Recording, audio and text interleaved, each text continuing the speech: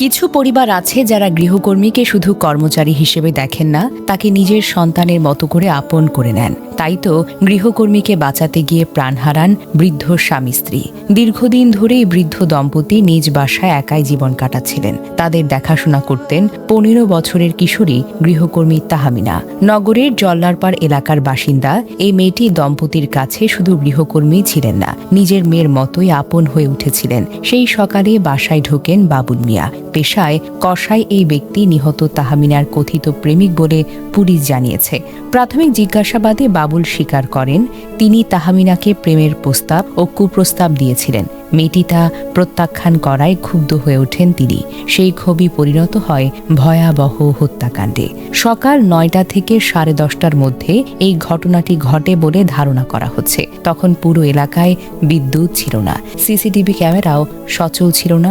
বাবুল বাসায় প্রবেশের পর তাহমিনা দরজা খুলে দেন। ভেতরে ঢুকে তিনি দরজা বন্ধ করে দেন। এরপর তাহমিনার সঙ্গে কথা কাটাকাটি, ধস্তাধস্তি শুরু করেন। আহত তাহমিনার চিৎকার শুনে এগিয়ে আসেন সুরাইয়া বেগম। গৃহকর্মীকে বাঁচাতে তিনিও হামলার শিকার হন।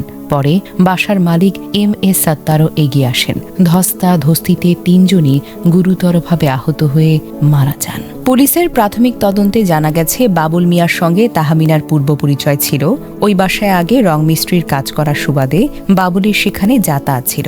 ঘটনার প্রায় 15 থেকে 20 দিন আগে তাহমিনার সঙ্গে বাবুলের কথিত প্রেমিকের সম্পর্ক হয়েছিল। পরে তাদের মধ্যে বিরোধ দেখা দেয়। পুলিশ জানিয়েছে বাবুল হত্যাকাণ্ডে ব্যবহৃত ছুরিটি পাশের একটি খালি প্লটের জঙ্গলে ফেলে দিয়েছিলেন। তার দেওয়া তথ্য মতে পুলিশ সেই ছুরি উদ্ধারের অভিযান চালাচ্ছে। ঘটনার পর বাবুল ঘটনাস্থল থেকে চলে যান। বালুচর ঘুরে আবার রায়নগরে নিজ বাসায় ফিরে আসেন।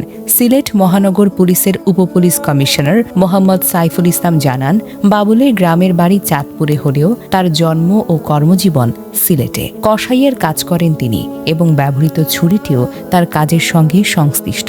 নিহত MS সাত্তার ছিলেন ওই এলাকার পরিচিত ব্যক্তি। তিনি দীর্ঘদিন ধরে স্ত্রী সুরাইয়া বেগমকে নিয়ে ওই বাসায় বসবাস করছিলেন। তাদের সন্তানরা বিদেশে যুক্তরাজ্য, যুক্তরাষ্ট্রে বসবাস করেন বলে পুলিশ ও স্থানীয় সূত্র জানিয়েছে। বৃদ্ধ বয়সে স্বামী স্ত্রী নিজেদের বাসাতেই থাকতেন। তাদের দেখাশোনার কাজে ছিলেন তাহমিনা।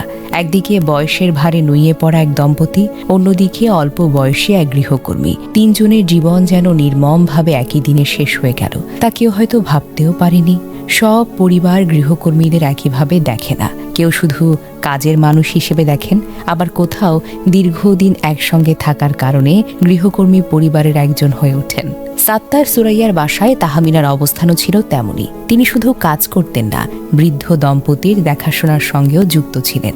আর সেই মেয়েটিকে বিপদের মধ্যে দেখে তাকে বাঁচাতে এগিয়ে যাওয়ায় শেষ পর্যন্ত ওই দম্পতির মৃত্যুর কারণ হয়ে দাঁড়ালো। পুলিশের প্রাথমিক তদন্তে এমন চিত্রই তো উঠে এসেছে। এই ঘটনায় সবচেয়ে মর্মস্পর্শী দিকটি হল বৃদ্ধ দম্পতি নিজেদের জীবনের ঝুঁকি নিয়ে গৃহকর্মীকে রক্ষা করার চেষ্টা করেছিলেন। তাহমিনাকে তারা শুধু কাজের মেয়ে হিসেবেই দেখেননি, সে আপনত্বের টানই তারা এগিয়ে গিয়েছিলেন। আর সে এগিয়ে যাওয়ার কারণেই তাদের জীবনের শেষ অধ্যায় হয়ে গেল।